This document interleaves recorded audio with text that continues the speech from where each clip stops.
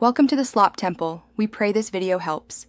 In this video, I will explain how to use a PS4 controller. To begin, connect your controller to your PlayStation 4 console using the included USB cable. Once connected, press and hold the PlayStation button, located in the center, for a few seconds. The light bar on the controller will flash and then glow a solid color, indicating a successful pairing.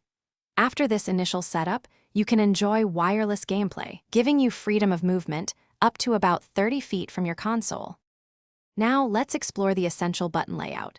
You'll find two analog sticks for precise movement and camera control, offering a full 360-degree range. The D-pad provides directional input for menus and specific game actions.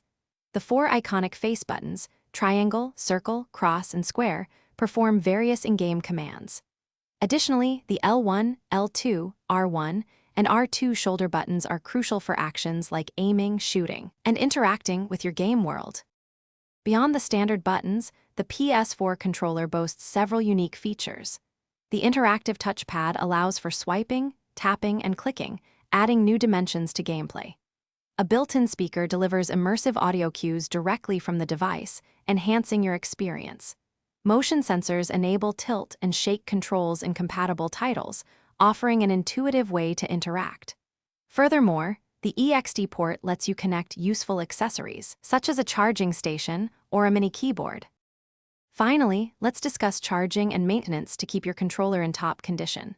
To charge, simply connect the USB cable to your PlayStation 4 or a compatible USB wall adapter.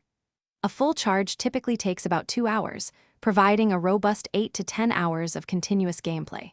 Remember to keep your controller clean by gently wiping it with a soft, dry cloth. Storing it safely will also help prevent any accidental damage.